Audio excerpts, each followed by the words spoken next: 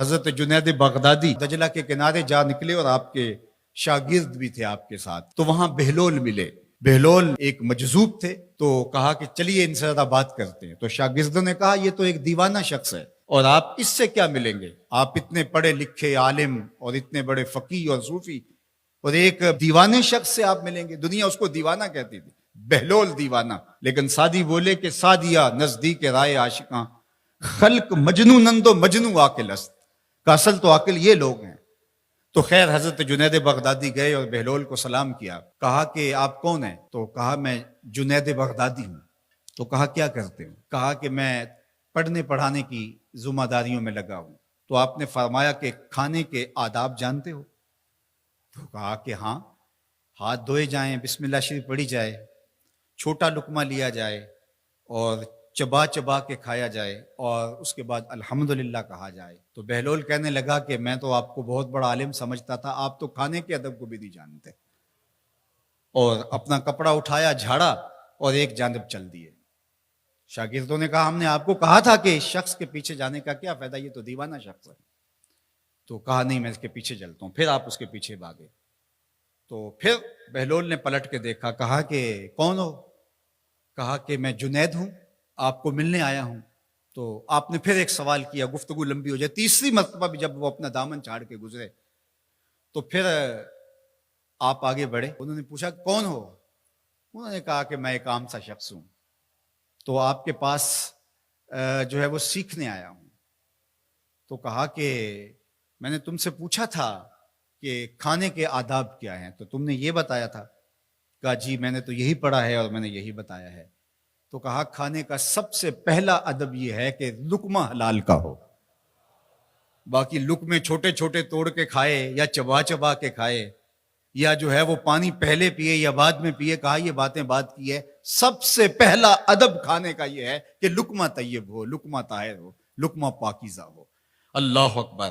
تو ہمارے رب نے ہمیں پاکیزہ رزق کھانے کی تلقین فرمائی ہے۔ تو اللہ کے محبوب علیہ السلام نے اس شخص کا ذکر کیا جو لمبا سفر کر کے آیا اور وہ کعبۃ اللہ کے سامنے کھڑا، وہ اللہ تعالیٰ جل شانہ کو پکارتا ہے اور کیا کہتا ہے، یا رب یا رب۔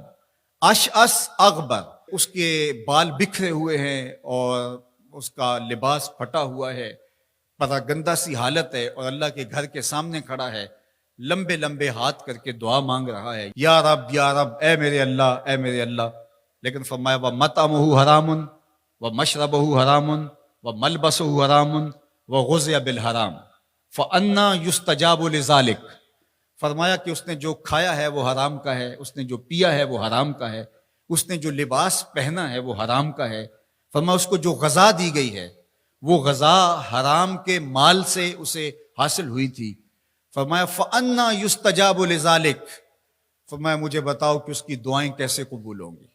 وہ کعبۃ اللہ کے پردے کو تھام کے کھڑا ہے، ملتزم سے لپٹ کے رو رہا ہے، وہ حتیم میں کھڑا ہے، وہ کعبہ کے اندر بھی چلا گیا، کعبہ کی چھت پہ سقف بیت اللہ پہ بھی کھڑا ہے، مطاف میں کھڑا ہے، وہ حجر اسود کے ساتھ لپٹ کے دعائیں مانگ رہا ہے، مقام ابراہیم کے پاس کھڑا ہو کے دعائیں مانگ رہا ہے۔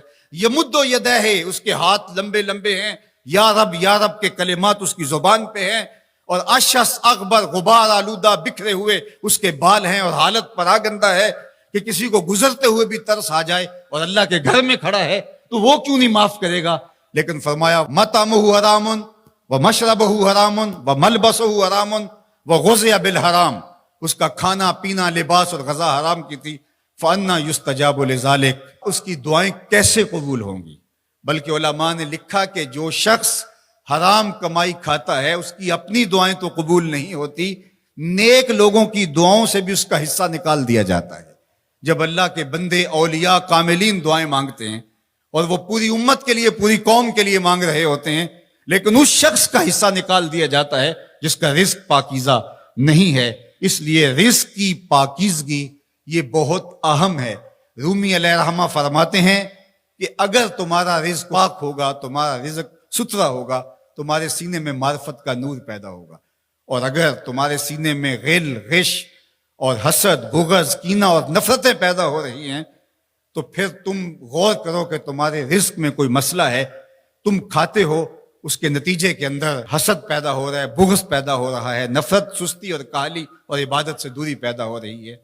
جو رزق حلال ہے وہ عبادت کے لیے تقویت پیدا کرتا ہے، وہ تمہیں سچائی کی زندگی گزارنے کی طرف راغب کرتا ہے۔ تو اہم ترین چیز جو ہے وہ رزق کی پاکیزگی ہے۔